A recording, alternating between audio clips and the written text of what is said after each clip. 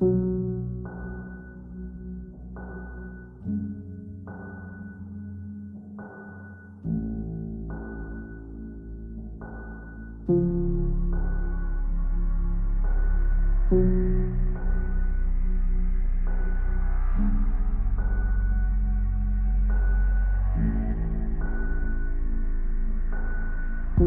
rewind like a VHS. Turn back the time, feel the beat in our chest. Make sure that you never forget. Let's rewind like a VHS.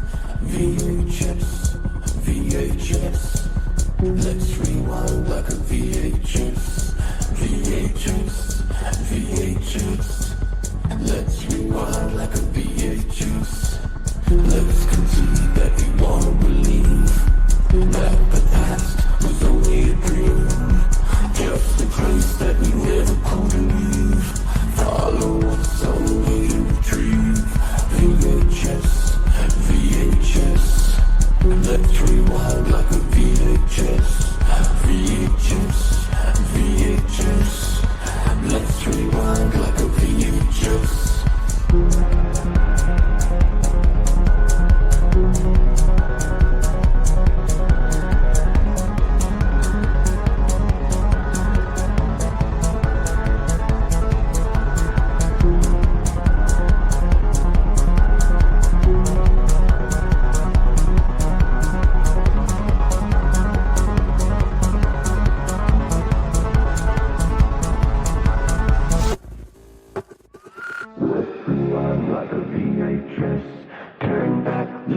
Feel the beat in our chest. Make sure that you never forget. Let's rewind like a VHS. VHS, VHS. Let's rewind like a VHS. VHS, VHS. Let's rewind like a VHS. Let's concede that we wanna believe that the past was only a dream. Just a place that we never could leave. Follow us on the way to retrieve. VHS, VHS. Let's rewind like a VHS. VHS, VHS. Let's rewind like a VHS. What up, everyone? DJ Anubis here with you on the Metal Time Radio podcast with my co-host and good friend Kevin Lambert from the Entertainment Headquarters. Here we are with another episode of the Cinematic Synergy, and today we were doing 1985's Savage Dawn. For those that aren't familiar, Mr. Lambert and I once a month go through and alternate picks of a movie that we may or may not have seen and go and review it for you all for your pleasure. And this time it was your turn with just pick and tell us a little bit why you chose this particular movie. Well, Lance Henriksen, who's in this, I'm a big fan of his. I loved him ever since I seen him in Alien. And I remember seeing this way back when I was younger. And there's a channel on here in the UK called Turner Movie Classics. Mm-hmm. And now and then I flick through my television and I happen to turn on the television and I just caught the tail end of the movie, Savage Dawn. And I instantly was like, I've never seen this. I would love to watch this fully again after not seeing it for many, many years. So I thought it was a great opportunity to make this my next pick for Cinematic Synergy. Yep, cool. So basically the synopsis here is Henriksen plays a guy named Stryker, a former soldier arrives in a small Texas town of Aqua Dulce to visit his friend Tick Rand. Things go well until a biker gang who calls themselves the Savages cause problems and later on take over the town. Stryker, who hasn't had enough fighting after being a soldier, refuses to fight back till a tragedy happens. And this, I had never really heard of this, and the cast is like packed with people that you would recognize. So we have George Kennedy. This guy, I recognize him mainly from McHale's Navy, a TV show I used to watch back in the day.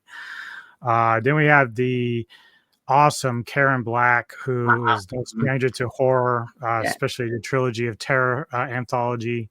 She is amazing, and she's Yep. great in this. Mhm. We did, of course, Lance. Most people would probably see him from the movie Aliens as the droid, but he's been in so many like Pumpkinhead and a lot of horror. He's another horror icon within our thing. Then we have classic Richard Lynch. If you haven't seen him, check him out in Invasion USA as well. Very good villain. And then, of course, the other main baddie that we have is Pig Iron, or aka William Forsythe, who's actually called Bill in this film, which is interesting. But I remember seeing Willem first and Out for Justice with Steven Seagal. So like he's made his rounds as well. And actually, it's funny because both Karen and William were in Devil's Rejects, Rob Zombie's film. Yes. So that's kind of another reason why I picked this, because like I say, I had seen this many years ago, and like I did that fateful day that I was just flicking through the box basically, and I just caught the tail end. I just remember like how good this was back then, but what I remembered more so was the amazing cast, and that's one of the main reasons that I chose this is for the cast and the film itself. And I'm surprised that, did you say you've never seen this before? Nope. So surprised that you hadn't even heard or seen Savage Dawn. Yeah, it really, and it was kind of interesting too, because we talked about Richard Lynch, and like he plays kind of a really different role in this. He plays like a reverend who is part of the town, but he's not his normal villain. He's more like snaky in this, but he's not like he's like more like a cowardly kind of guy. And so it's unusual for him. Yeah, he's like the reverend, but he's also, I think he's like the mayor / reverend of the town.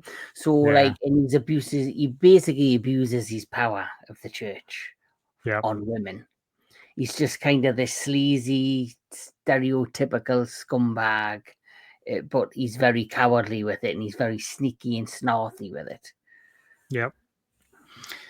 So so basically, as we talked about in the synopsis, Henriksen is this old soldier, not really old at this point, but he was a soldier, and the funny thing is the film kind of like the whole film in general reminds me a lot of Mad Max. Like it's sort of like this dystopian type vibe. Yeah.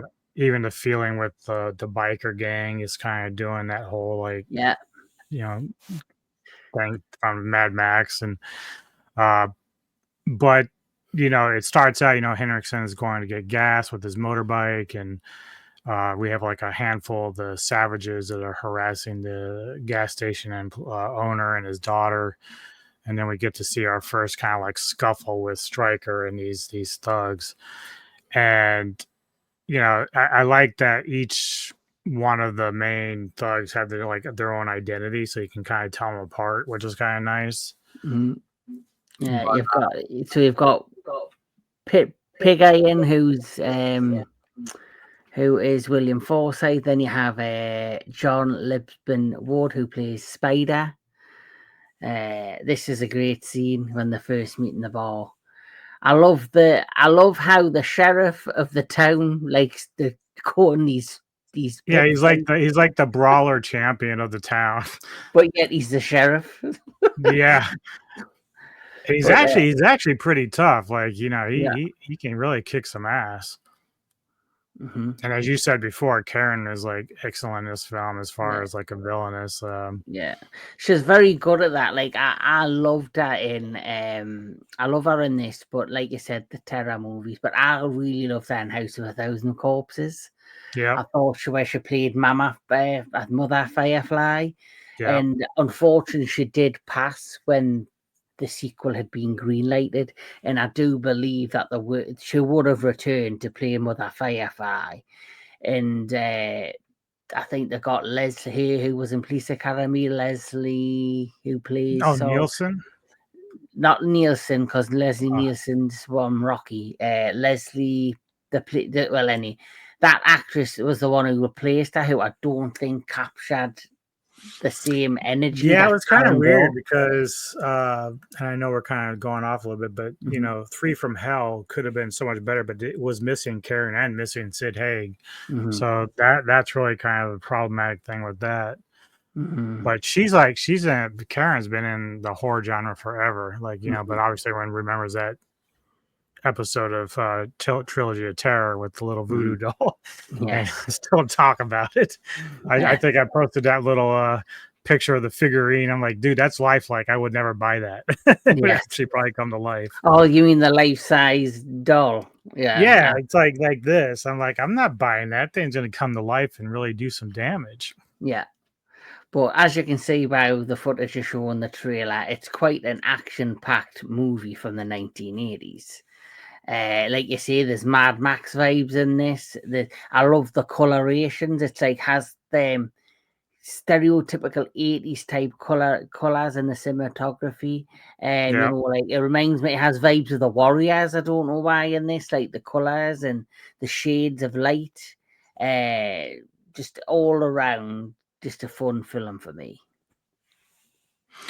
Yeah. So, you know, obviously, as the movie goes along, you know, Stryker gets back to town and he's meeting up with George Kennedy's character, who is Tim Rand, and they're old like war buddies or whatever. And then Yeah, you saw the blonde girl, the other blondie, the younger one, who's I guess is Tim Rand's daughter, yeah, and he has a son. And so they all know who Stryker is. Like it's kind of weird at first because when Stryker finally gets to town, the sheriff's there, and they got this like little midget guy running around, and they're starting to kind of heckle and bother Stryker, not knowing who he is really. yeah. And then all of a sudden, this girl comes up and she starts kissing Stryker, and I'm like, whoa.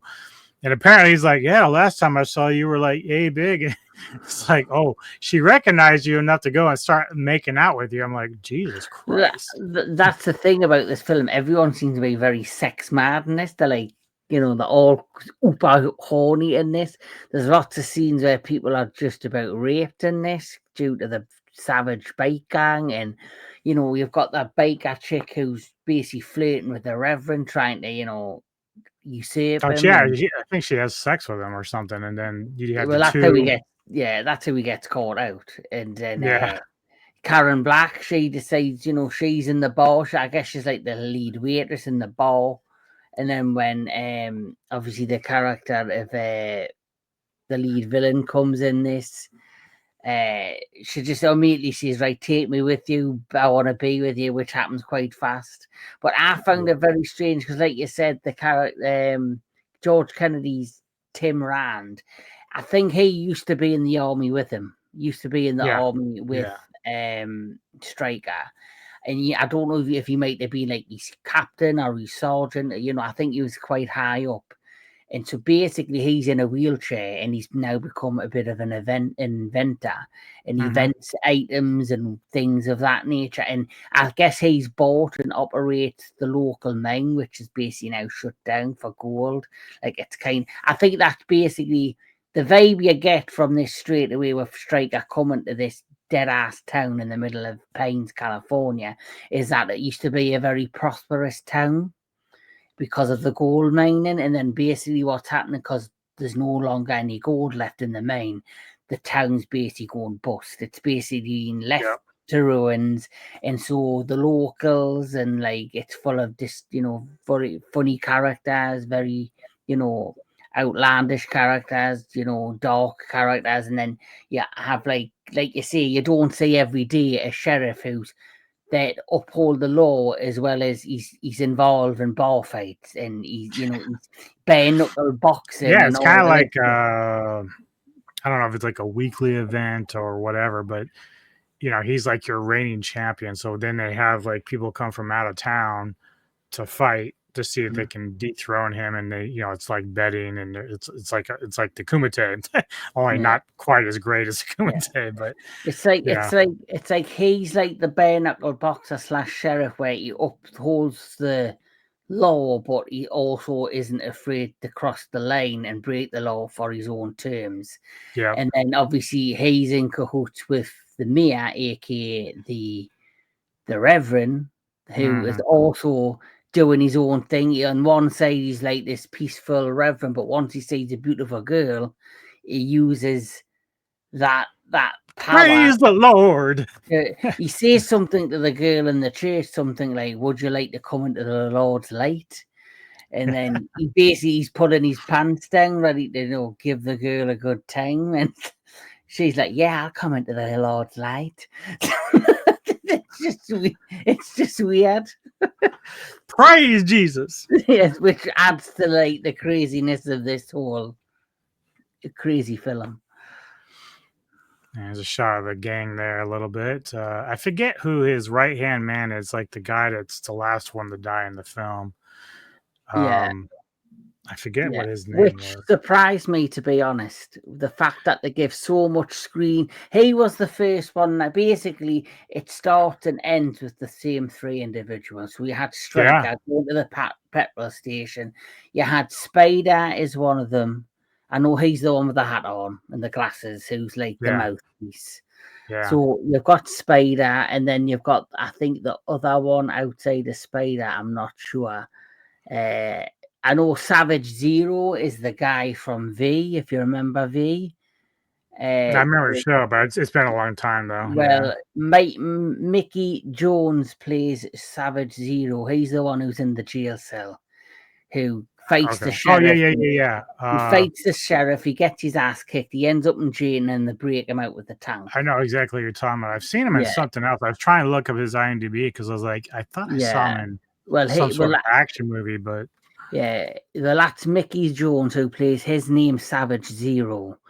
And then you have, obviously, you've mentioned William Forsythe, Savage Spider, and I think it's Meat Track.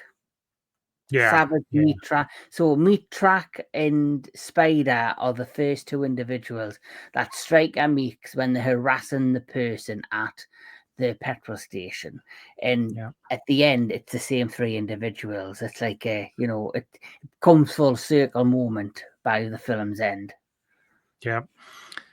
And so obviously Stryker's there, and he's very guarded in terms of like what kind of incidents he wants to get involved with. And here's the thing too, like there's a moment when everyone's at the bar, the local bar, which is where everyone gathers for the fights and stuff, and Stryker's there, and then of course this gang comes through, and Pig Iron, he recognizes Stryker, like they know each other somehow, whether by reputation or something. They don't really elaborate, but he knows who he is. I wonder if Pig Iron was also in the army. Because it's hard to say because they never really dive into that backstory. Because how I get it is that Stryker's came out of the forces. He wants to visit an old friend. He stops this harassment by the two gang members. He then goes into the town, introduces himself to, I guess his former sergeant. He then goes to the local bar just for some drinks with the same individuals. When Pig Iron turns up, and they instantly recognize each other. But if you notice with Pig Iron's character, he has a disability, he has a limp. So it makes me wonder if he was in the army and he had some sort of accident during wartime or something, and he came out of the army, and this is how I interpreted it, is he came out of the army, his career has ended, and he kind of goes off the rails and breaks the law and becomes the bike gang leader, where Stryker has saved his time, been respected, been, applauded for all he's done for his country. He turns up to this town to visit his leader, and they instantly see each other. And maybe that's something that they have this kind of disagreement about, and some sort of hostility, because one survived it and had all the praise, the other one had his career cut short, went off the rail.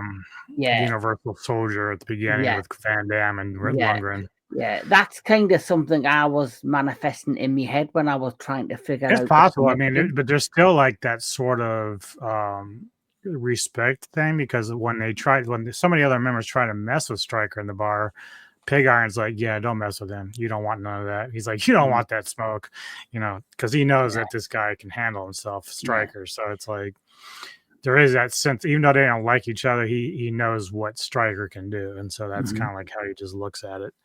Yeah.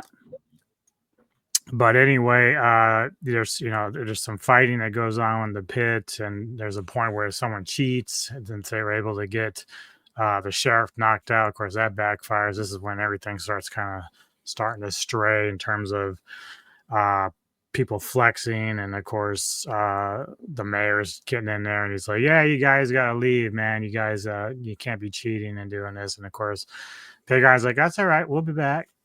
We'll see you again." Mhm. And this Uh, is when Karen Black character who basically she at first was winging the fight on. Who wants to fight for this 500 and all this? She was mhm. all in the ball, but then for whatever reason, I think in her mind, she wants to not take over the town. She wants to get out of this shithole. She wants to build a new life with herself. And for some reason, she thinks by joining this savage biker gang, it's going to lead her to new things. And so the character, I think it's Rachel, who Karen Black decides to be with, she leaves with Pit Ian to join the gang. And Yeah, I think she's just one of those people that are kind of like opportunists. So like she's there at this town. She's kind of the center of attention inside the bar because she kind of runs it and she runs the fights. But when she sees that this biker gang comes through, that they show a sign of strength, so she's kind of like, yeah, these guys are gonna wax the floor with all this town. So she's kind of like playing her chips into the whatever side she thinks is gonna win. And so she's, sides with Pig Iron and them to kind of get out of the town, as you said, and not have to worry about scrubbing around for money, or she can have that extra power through him, I guess, yeah, because he's kind of like, yeah, you want me to burn this town? She's like, yeah. Yeah. yeah, But yeah. the funny thing about the film is that despite the dystopian feel, there is like this sense that law and order still persists because they have that military base down the road, Mhm. to which when the bikers are coming through initially, they aren't combative with either one of them. Like the military is like, just keep it moving, so there's like, they're not trying to get at war with them at that point, because we do have a point where they, as you said earlier with the two chicks at the gate, they're finagling their way in to get to the weapons that the military has. Mhm.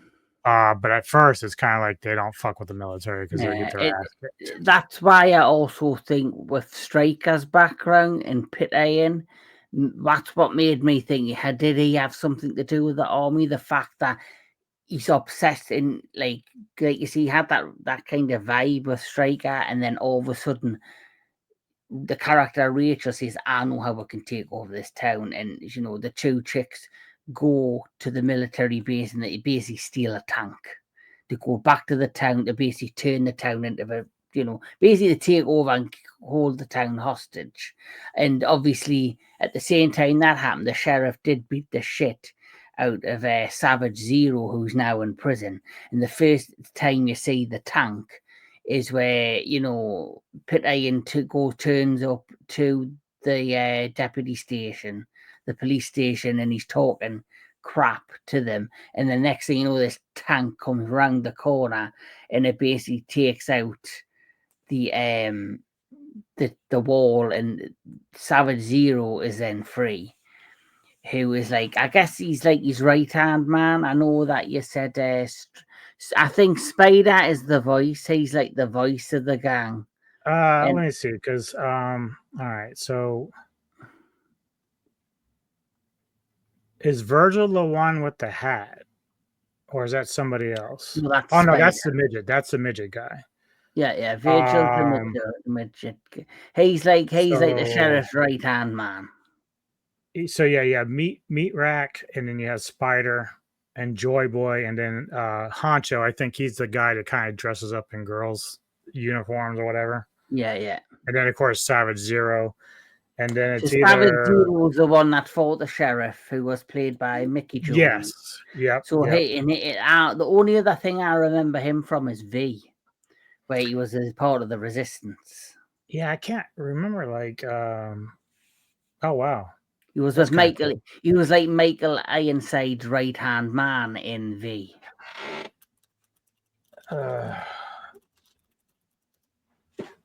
Well, I think I kept trying to confuse him with a guy from Roadhouse, but he's not the same dude. But he's somebody I've seen in other action movies, maybe just smaller parts, but he always ends up showing up somewhere that I've seen. Yeah. Okay, so yeah, this is kind of cool. So it's actually really fucking cool now that I think about it. So okay, so here's something neat for you music fans. So the girl, this is the one on the left who seduces our priest here. Yeah. Now, as far as movies, nothing much to know except for, of course, the one we're talking about. But she also appeared in Rats Back for More video, as well as Motley Crue's Looks They Kill. So she's in that range. So she was very, very beautiful. Stood out a lot to me in the film. Yeah, there's still a lot of beautiful women in this movie.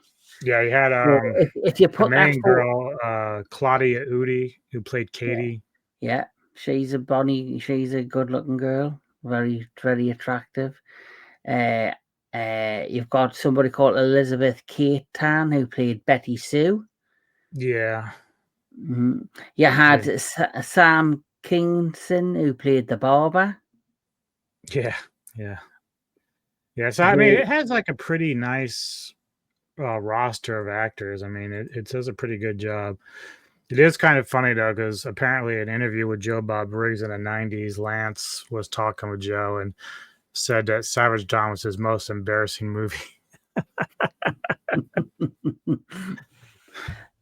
I can understand why in some parts, because it is like hinders somewhere on unbelievable. Like the fact that he comes in and this chick that he knew was a girl now just turns and kisses him, and it's like, it is kind of weird. Like everyone's sex mad in this movie. Everyone's. Well, I mean, I'll get to my cons eventually, because there are some problems with the film, but like at the same time, it's like, again, you have this nice roster of people that you have to understand. This is like a year before he went and did Alien, so it's like worlds of difference, you know. Yeah. But anyway, you know, so yeah, Pig Iron and them, they have to go get Savage Zero out of jail. So this is where Karen Black's character of Rachel comes up, and she's like, well, I know how to get some things that you need. And she's obviously referring to the military weaponry and whatnot. So yeah, they find a way to send a couple of girls to pretend like they're broken down, and they seduce these two guards, and then they sneak their way in and overtake them, and then of course get the weapons. They get tanks, they've got machine guns, and at this point they're going to go back to town, take it over, pull Zero out of the jail cell, and then basically just run the town the way they want to. Now, again, it comes back to your theory about the military between Pig Iron and Stryker, because Rachel wants to just blow town. She wants to get the fuck out of Dodge. She's like, let's just go. We can go anywhere. And he's like, I'm not done here yet. I got some unfinished business. And he's referring to Stryker, of course.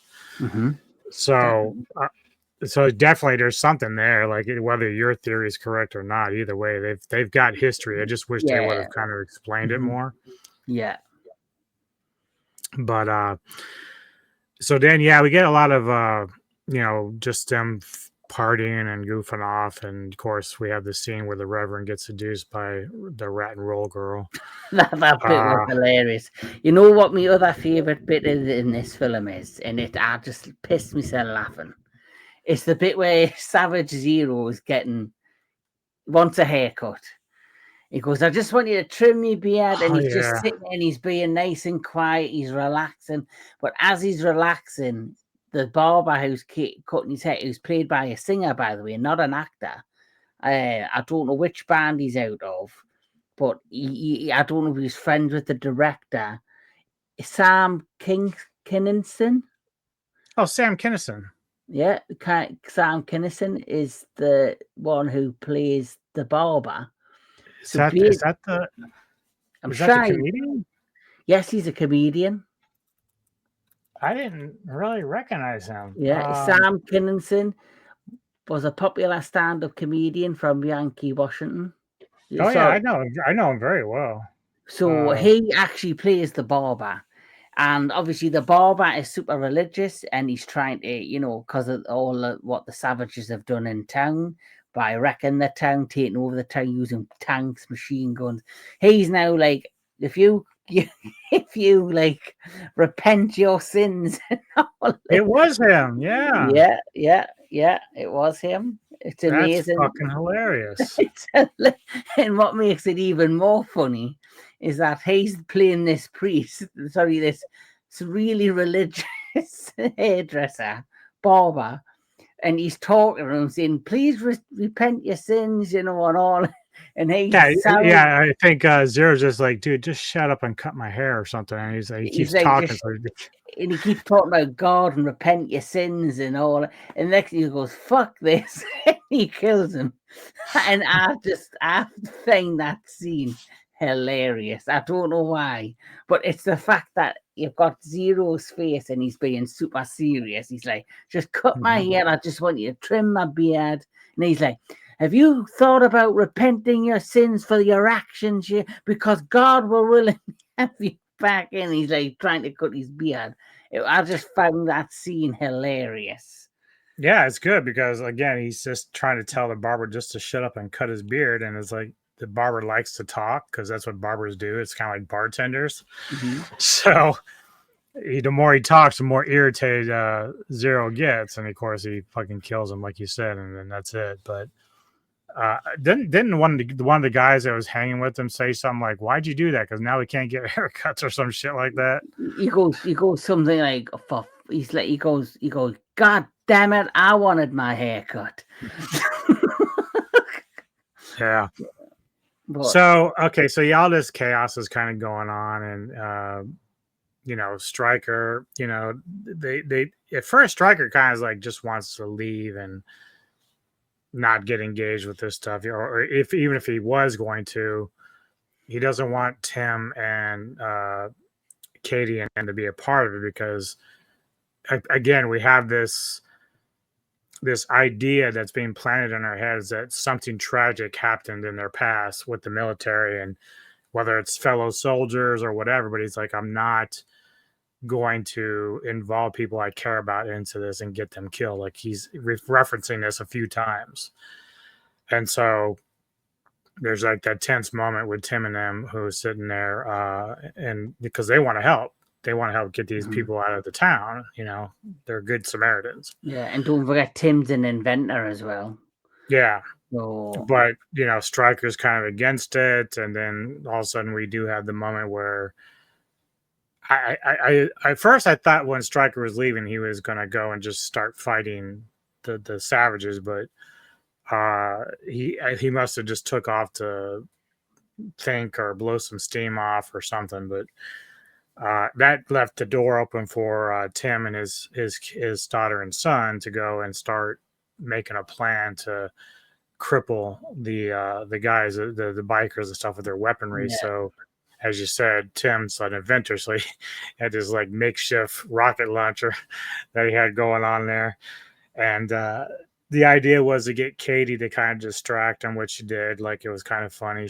Which plays on something you said earlier with the character Rachel, how she wanted out the town, and then she is all for attention and wants to she knew that these gang members could potentially provide that. And so what happens is Katie deliberately goes and flirts with Pig-Eye, and he's like, do you think you could hang with me? And she's like, I think so. And then Rachel's like, you better stop. And she climbs down from the tank, and they get into a cat fight, which Rachel kind of does win. But that plays into the things you said earlier. Yeah. It's kind of surprising too. You figure Katie, she's ballsy because like there's a moment they're being confronted at the mine by some of the bikers, and she has her shotgun and stuff, so she's not afraid. She tells Stryker's trying to take the shotgun away. She's like, "Don't do that. I got this." Feminine power there. Yeah. But yeah, so she's throwing like a jacket or something at him just to tell him to fuck off. She's kind of playing these, nice and bad roles. And then she figures, well, I'm going to get under Rachel's skin. So she's like, well, hey, why don't you, if you're done with this, you can come get this. And Pig-Eye's like, oh, you think you can party with me? And she's like, oh, yeah. And of course, as you said, they start wrestling around. The guys are all eating it up. They're like, cat fight, yay! Pig Eye in his eyes, I look like this is what I like. Oh yeah, he's having a blast, and that's the thing about Forsythe's characters. Whatever he plays, he's always these like psychotic villains, and it's like it works.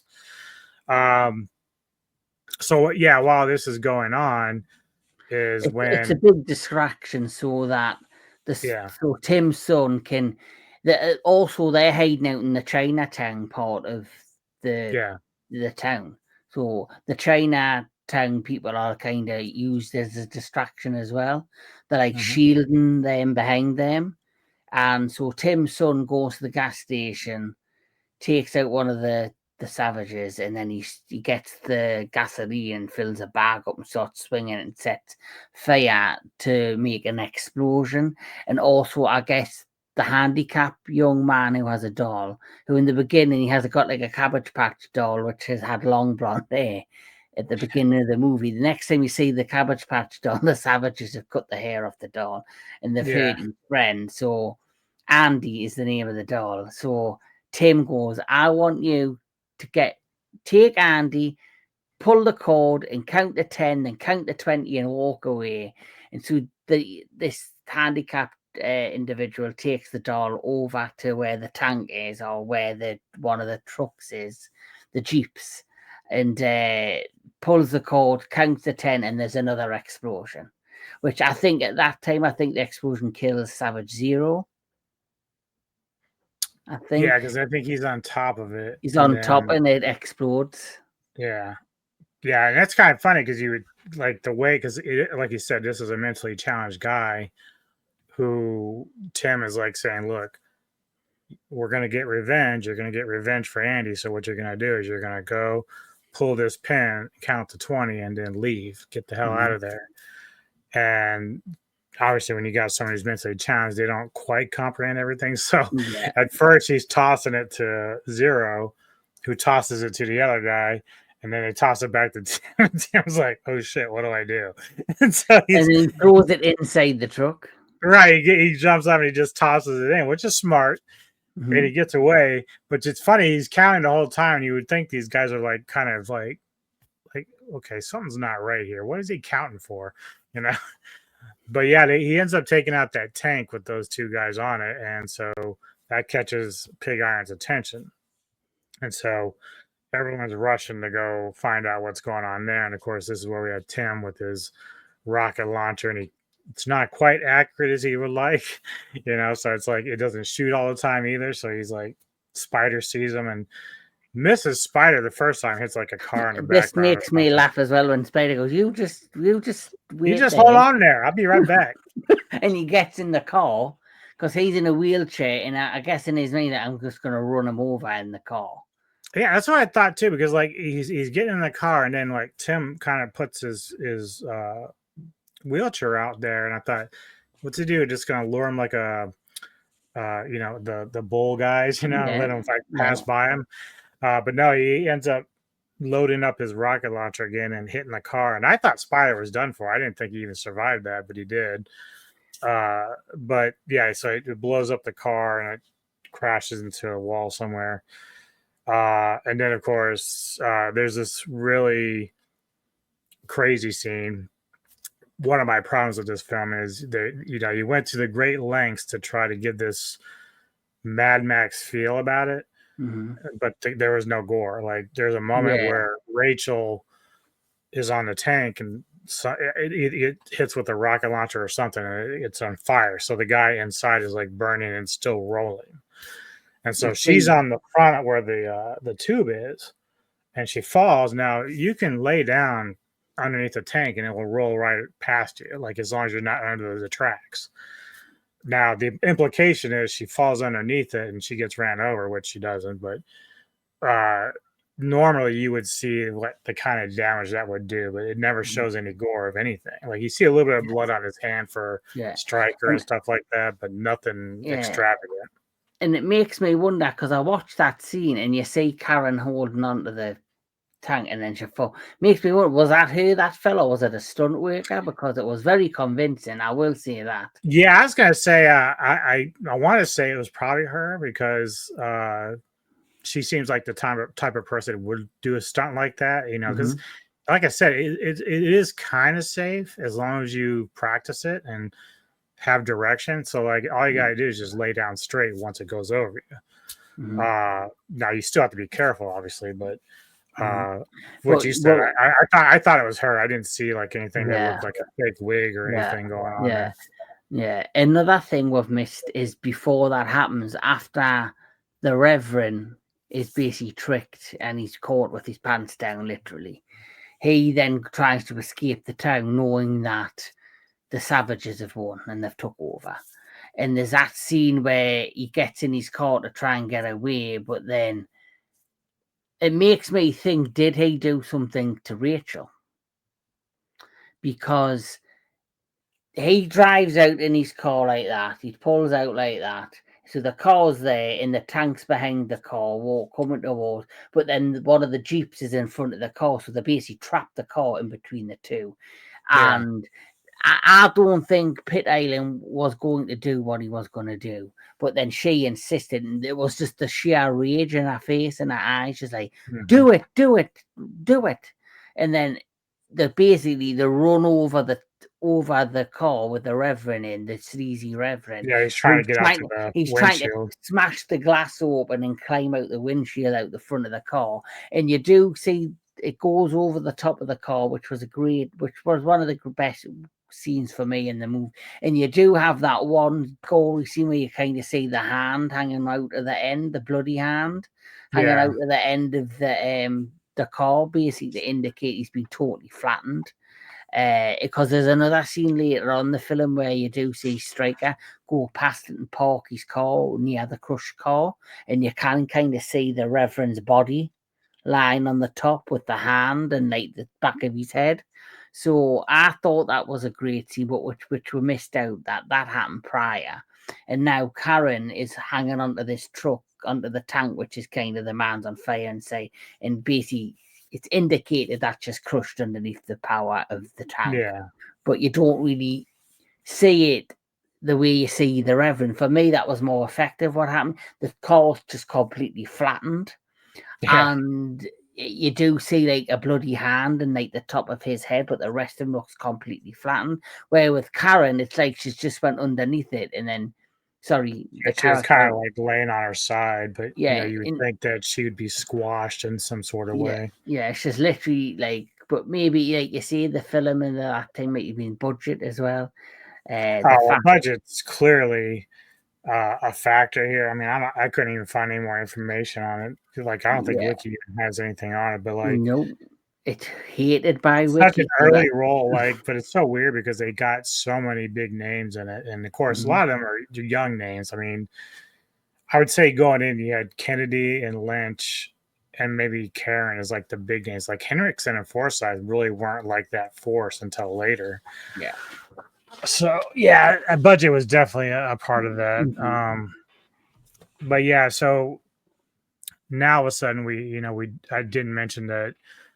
After Tim started kind of like shooting off his rockets, that Pig Iron finds Tim and he's about ready, to hold him hot, kill him or whatever. And Stryker shows up on his bike. And you saw in that clip I showed, Pig Iron had that like rocket launcher, which was kind of cool. But he couldn't hit the broadside of a barn with it. I mean, Stryker was just doing zigzagging as he's firing and he couldn't hit him. But again, maybe that's just another thing with your theory. Pig Iron is familiar with weaponry of military. Yeah. So yeah. I mean, some people say, all you gotta do is just fire the gun, but he had pretty good familiarity with that particular gun. Yeah. And obviously, unfortunately, Tim meets his end. He is shot and he passes, and the son and the daughter's there. And this is when Stryker and Pit Iron finally meet to have their final confrontation, which it's not like a big battle, which I thought that would be the final battle of like the main guy's being killed, the main villain. He gets Yeah. shot where the tank is and falls to the floor, and he's met his end. But then the last two members of the gang, which is Spider and Meat Rack, they end up going and kind of run away. But then obviously Striker searches for him. He finds him at this old facility, and you've got Meat Rack and Striker at the top, and they basically trick Striker, and he's rides after him on his bike on the top of this long platform, which doesn't work. And then basically Striker has the upper hand because he's like you see, he's been in the mirror, he's got veteran moves. He basically takes them out one by one. The first thing Striker does is when Spider's running downstairs, he kind of climbs down, grabs him, and he throws him over the top of these high-end stairs in this facility, and he just falls and splatters on the floor. But the problem is, finally, this is like the final boss type sequence. You don't see any blood, you don't see any guts, you don't see any kind of end there. And then the second end is where he's been, I think he was stabbed or shot, I cannot remember. He was shot, he was shot. Striker shot and he's lying, but then he's put like mud and like soil over like this rope. And when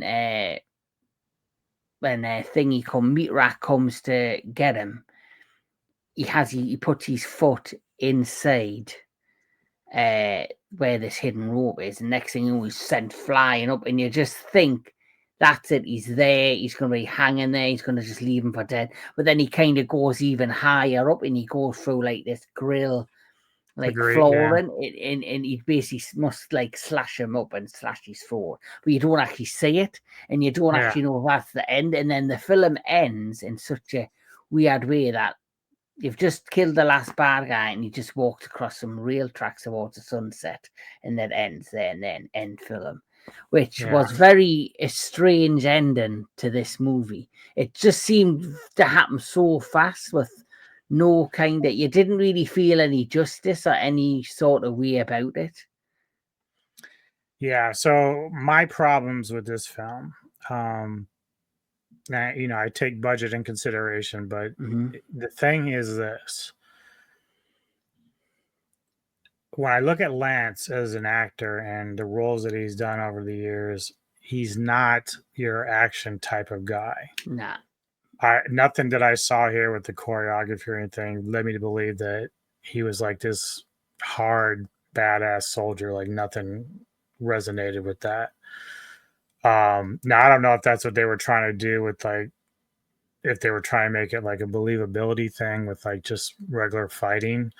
Because if you wanted to compare Stryker with say like with Charles Bronson from Death Wish, maybe. Yeah. But for a guy that's doing a lot of hand-to-hand combat, like it just didn't come across as believable. The other thing is they tried very hard, and I don't know if you saw it, but they tried very hard to give Stryker like this past pain. And so like when Tim got shot and killed, there's like this moment.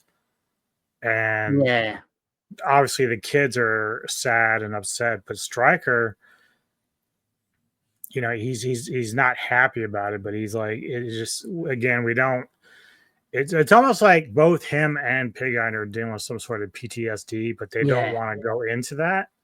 Yeah. And so I think that hurts the movie, because having some backstory with some of these guys, like this movie probably could have used another 30 or so minutes of some of that. Yeah, there's no like real depth to it. Yes. That's the problem. There's no like depth to character building or it's just like paint by the numbers. It's like they were built. It's like building blocks. They were just building it as they go and try to make a shape with it. Yeah. And hopefully that shape people can see and understand. And that's where it kind of lost me a bit. So that's probably one of my cons. Yep.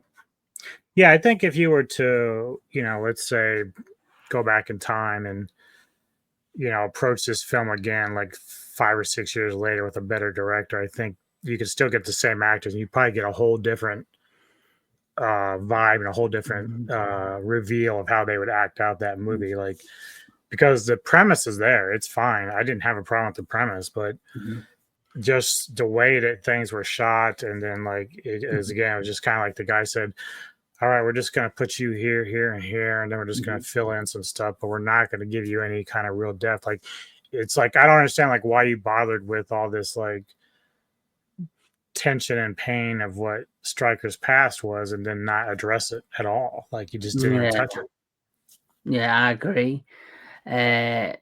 Also, for me, because of the colorization of the cinematography and the way things were set up, even though this isn't a post-apocalyptic movie, it doesn't feel like it's set like in a real world. It feels like it's post-apocalyptic. The fact that you've got like a sheriff in a town who's also a bare-knuckle boxer who's doing illegal street fighting, so he kind of bends the rules when he wants. You've got this dirty fucking priest who's, you know, and if you want to feel God's light, let me basically sleep with you. And then you've got this inventor, ex-military man who's basically running a gold mine. Then you've got this savage biker gang, which, like you say, very much feels like Mad Max. So there's just elements in this that it doesn't feel realistic. It feels like it's like in its own little bubble. Yeah, I think, and the thing is, it's not even the actor's fault, because all the ones we've mentioned did a really good job.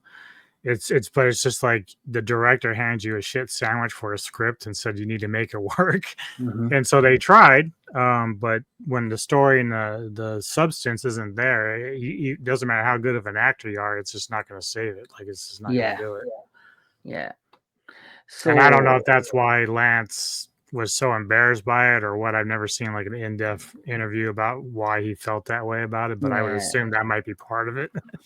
It's like a lot of actors that can get a story outline of a film, and then they get the script, but it's not till they sign on and then they actually go ahead and start filming it. They're like, oh shit, I've signed up for a doozy. And it's like that thing I keep on saying about Christopher Lee.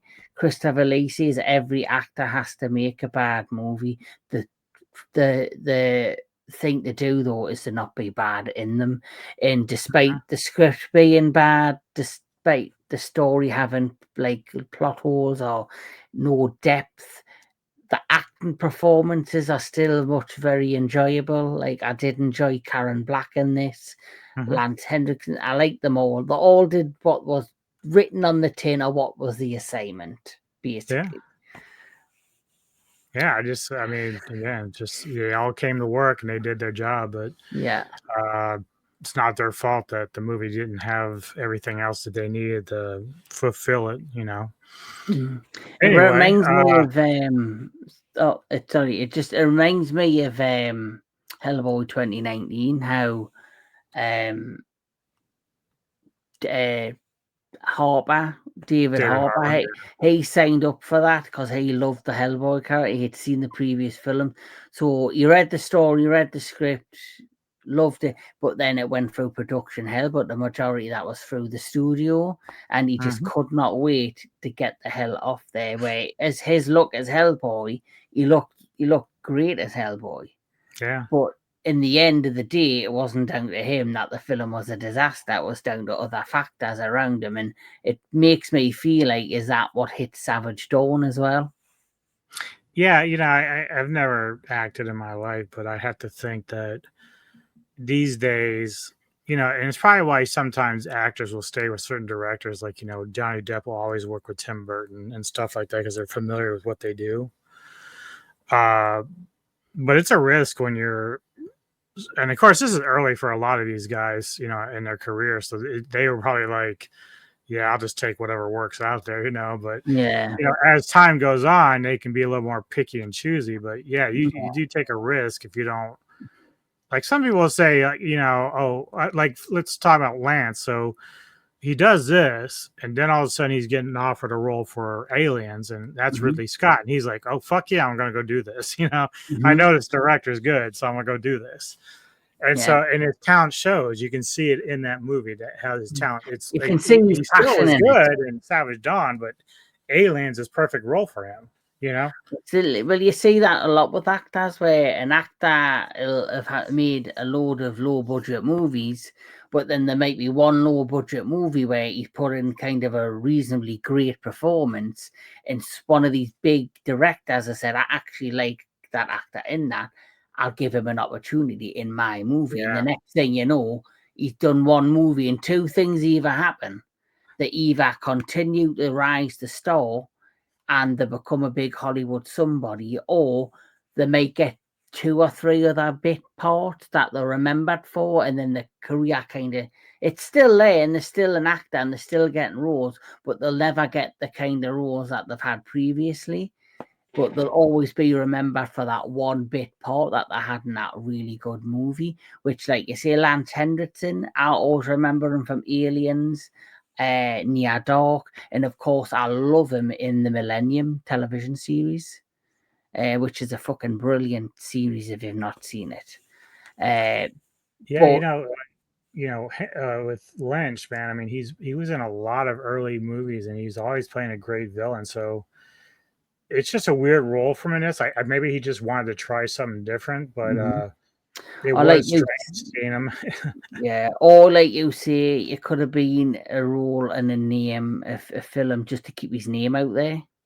Oh yeah, because he was big in the 80s. So I mean, you get loads of actors that have made an amazing lot of films where they've had 3 or 4, big budget money making films in a row. Then they'll make 2 or 3 that don't quite hit the mark. Then they'll make one after that's the next big hit. But them other films in between are just to keep the name out there. Oh yeah, So definitely. Well, what is your rating for Savage Dawn? Well, like I say, I had caught the tail end of this, and I thought, I need to revisit this. Am I pleased I revisit it? In some ways, yes, and in some ways, no. Because it is a film that overall, great cast, a bonkers concept. It's a film that the positives for me is a great cast, a bonkers plot, because I don't mind the plot. It doesn't feel like, it feels like for me a post-apocalyptic low-budget Mad Max. So that's the positives, despite us seeing low budget. The negatives are, like you see, there's no depth of the character build.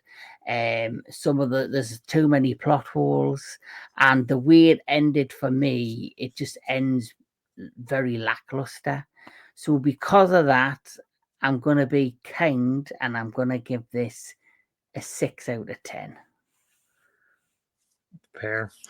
Yeah, so again, you've nailed everything that I pretty much feel about. The funny thing is, when I first watched this 2 or 3 weeks back, I couldn't get through it. I was like dying. I was like, what the fuck did you do to me, Kevin? Why are we doing this?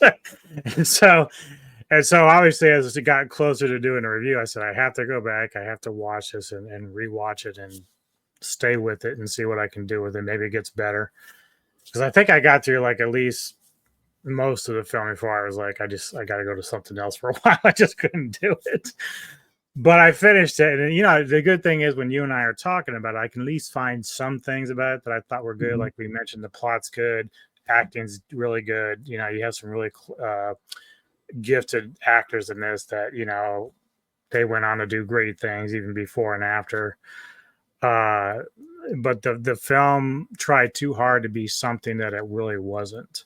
And again, Lance, he is a great villain kind of guy. If he's done it in a way, he's sort of like a Malkovich, where he's not a physical beast. He's just like a thinker. And so seeing him trying to be like, he wasn't really trying to be Van Damme or anything, but he's just not a brawler. That's not his style. And so it doesn't really, I just couldn't get into it. I was like, dude, you're going to get your ass kicked by everybody, know? But in the end, I'm right around where you are, but I gave it a 5 out of 10. I mean, I will never sway people from not trying to watch this. I think from a collector's point of view, if you're somebody who really loves these actors, you'd probably own this, especially as somebody Tony the like Dead.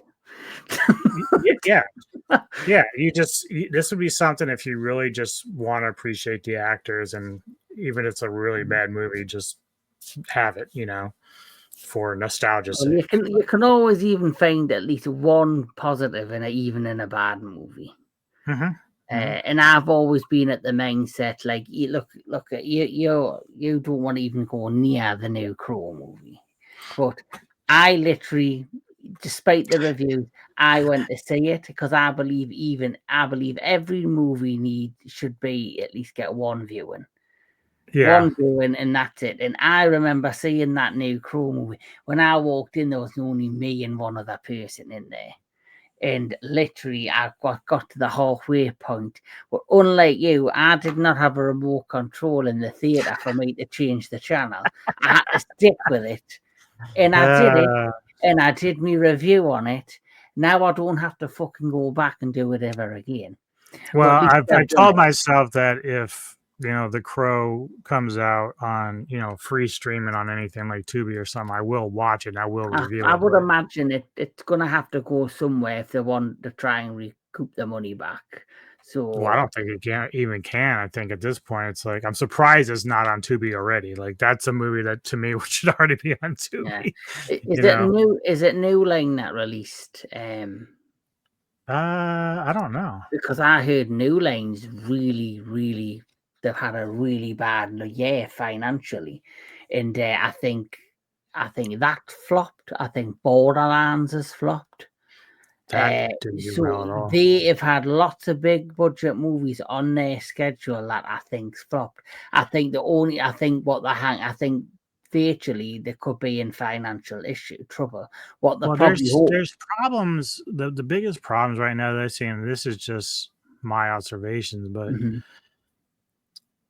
one, you're rebooting stuff, or Borderlands wasn't a reboot, but for The Crow, you're rebooting something. Okay, so fine. You're trying something new, fine, but there's still this, and hopefully it starts changing more because I see more pushback on it, but this whole like forced DEI stuff and the woke ideology and identity politics, it's like, I've told people, look, I don't care. I love diversity. I love inclusiveness, but like, let's make the story strong enough to where it makes sense. Yeah. Now, that doesn't mean that Twiggy didn't deserve the role that she was in. I'm just saying, like, from what I've understand of the film, the story's not even following the first one, like the original one. Like, it's way off. It's like supernatural shit going on. It's like, that's not what that was really about, except for The Crow itself was supernatural. But having your villains, even the villains, and so you're gonna turn people off. And then the other part is the people that make these, the directors, some of the actors involved, they start pushing back because they don't like the fact that people criticize it. But we're the consumer, we're the ones that want good products. So if we say, and you saw it in the theater, if you come out and you say, yeah, this film was trash because of XYZ whatever, and they get mad at you, it's not your fault. You're not the one that made the movie. You're just responding to what they gave you. And it's like, you gave it a fair shot. You went in there to see what it was all about. And I cried. I got a bit more personally invested in it because it's, the original is like one of my all-time favorite films. So I'm like you, but for Hellboy. Yeah. So I have a lot of the Hellboy graphic novels. I think I've got the first 8 in trade paperback. And I've got a lot of the spin-off series, which is based on the organization, the BPRD. And they've got other side characters that had side comics, which I've bought some of them. So I'm very much a Hellboy fan, and I kind of know me stuff for that. Now, when it came to the 2018 remake, like reboot by Neil Marshall, it has more elements of the comic book, which is the positives of the movie. But it's just all of the things, everything else that just didn't work with it. Now, if you look at the new one, which I did a review for on the Entertainment Headquarters, if people want to check it out, that for me, it's very low budget. and you can tell it's made for streaming. It's made straight for physical media. But despite its budgetary differences, it's a real Hellboy movie. It has elements of Evil Dead. It's got that dark horror. It's got, and everyone talked about how the new actor is he looks low budget. He looks like he's wearing a Halloween costume. But I actually enjoyed him, and I actually thought he did a reasonably good job. That's just my opinion. I did have issues with it. I think is this the newest one you were talking about? Yeah. It already came out? Yes, I've already Really? seen it. It's wow. You can buy it on physical, and I think it's on streaming to purchase. But for me, it's half an hour too long. That's the focus on a lot of things that they could have shortened, and that was my biggest critique. But overall, it's, for me, if I had to pick the movies, I would the Ron Perlman, the Guillermo del Toro ones are still the top. Then I would definitely place this new one above the 2018 one. Well, yeah, probably, because everyone hated that 2019 one. Yeah, 2019 one. Sorry. Well, yeah. What have you seen? What the scores are for the newest one? Is it bad? It's had mixed reviews, but the reviews for this are more positive than the last that's one. good. That's good. So I think because you like the Evil Dead remake, I think you'll enjoy this. Yeah, I mean, I like the Hellboy character. In fact, I remember when the trailers came out with the Harbor one that I was like, he still looks like he was kind of funny. So I was like, well, maybe I'll still enjoy it. But, we had been asking for a third Perlman one for a long time. So I was kind of bummed about that. But obviously, he's probably a little too old for that shit now. But, on Rotten Tomatoes, of course, the critics have given 37%. Yeah, they hate everything that's cool, though. But the audience score is slightly higher. It's 58%. That's still pretty low, but yeah, I mean, but, like you said, I think you like it because it sticks closer to the source material. So, but I think even the majority of the positives, they're all seeing the same thing, which is what I said. I said it's more like this is Mike Mignola who created this character and created the story. This is his Hellboy. He wrote this story. He produced this movie. So this is definitely his Hellboy. And whether whether this did big or not, I think he'll be satisfied with it because he's finally brought what he wanted out of a Hellboy cinematic movie to the screen. Yeah, that's good. Yeah, that's the way to do it. If you feel like that you're not getting what your vision was and you have the ability to do it, I would do it. Regardless of what happened with it. Yeah, I agree. All right. So the next one we have for this will be in December. And it's December 12th. We were talking about this. So what I have chosen for my pick is Rutger Hauer's Split Second. And it also has nice, lovely Kim Cattrall in it as well. And we'll be visiting. You both of us have seen this film, so we're probably gonna have a much higher opinion of it than we did this one. Split Second's a different kind of movie. It's yeah, definitely. I think it's got more of a fan. It's more of a fan favorite, 100%. Cult favorite, yeah. Yeah. So, what else you have coming up? Let people know so they can ready to tune in. So tomorrow night on the entertainment headquarters, I will be doing a classic kaiju review, part of my Kaiju Connections. We will be reviewing Tarantula 1955. There's the black and white version out there, but there's also the colored version. I need you to send that one to me again, by the way, the colored version. Just send me the link again because it's been a while. I haven't gotten around to it. No problem, I can do that. And then coming up on the channel through the month of December, which I have kind of cut back a little bit on my scheduling because I think I burnt myself out far too much with October. I think October was a big month for my channel. Celebrating my first year as a content creator with a bang, but I think I did too much. You did all right. You got shit done. Yeah, I got shit done, but then I burnt myself out. But Yeah, it anyway, was a lot of work, but you had fun doing it. I know that. I did, yeah. So on the 13th of December, at 10 p.m. my time, which I don't know what it is, yours, is it 5 p.m. your time?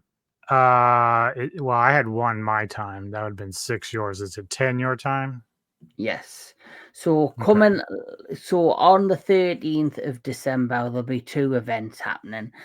First, we'll be coming Oh, at okay. No, because yeah, the first one's the Krampus, right? That's at yeah, 6. yeah. We will be doing, me and Anubis and a handful of other guests will be recording a review of the 2015 Krampus movie, and that will be up at some point on the channel. Then live at 10 p.m. my time, we will be doing a Christmas special where we'll be talking about two films that I enjoy, which will be National Lampoon's Christmas Vacation. And yes, technically, this is a Thanksgiving movie, but we don't celebrate it here in the UK. So this film is always screened around the Christmas period.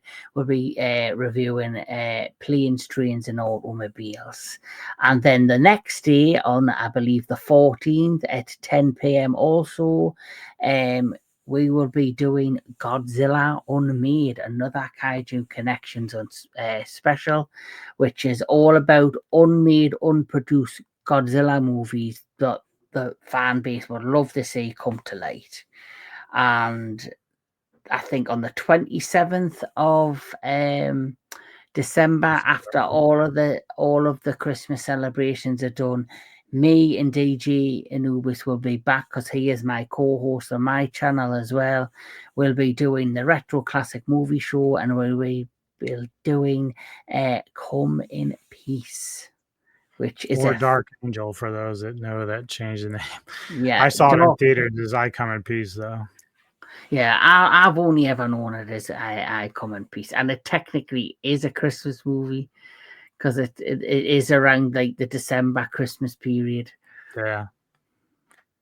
So for me, I'm not going to worry about going through all the December stuff because I'm just going to keep it simple for now. But later today, I'll be helping out Samurai Guy again with the action film Autopsy with Rick Myers. So at 6 p.m., he and I will be doing that. Then I'll have it posted up later after we're done. Then on the 30th, 2 p.m. Eastern, I will continue my Kaiju Spotlight segments. And this time I'm with Mr. Jedi Grand Vale as we do Jet Jaguar. And then, of course, later in the evening, later in the evening, I will be joining Mr. Lambert, as he said, for his Tarantula review from 1955. So that's going to be a lot of fun. And me and Anubis later on this month will also be keeping with the spider theme because I myself am going to be doing my own Kaiju Spotlight with Mr. DJ Anubis as we talk about Kumonga, who is a badass Kaiju that doesn't get enough credit, who I think needs a lot of, light put on him. Oh, definitely. It's one of the reasons why I kind of doing all this, shed some light on some of the other kaiju in there and kind of just handpicking who's going to help me do what. And I figured, well, Mr. Lambert kind of likes my little spider hobby, so why not pick the Lord of the Deep ground? And for those that haven't checked it out, DJ Anubis does do his spider kind of spotlight segment, which he talks about the history of the old world and new world spiders. Now, I love it because I get a lot of information through him on that segment. So for those that haven't checked it out, please check out those segments because they're all very interesting and educational. And with that, please go hit like and subscribe to the Entertainment Headquarters. Great content, great dude, a lot of great fun stuff in there. And as always, like and subscribe to the Metal Time Radio podcast as we enjoy your support. Got any comments? What do you think about this film? How do you like the cinematic synergy? We were always asking if you guys have any recommendations, spit them out. We don't mind. We'll check them out if we got time and put them out there. If not, if you're enjoying it, we'll just keep going the way we are. And for that, enjoy the rest of your evening and your weekend, and we will see you next time on the Metal Time Radio podcast.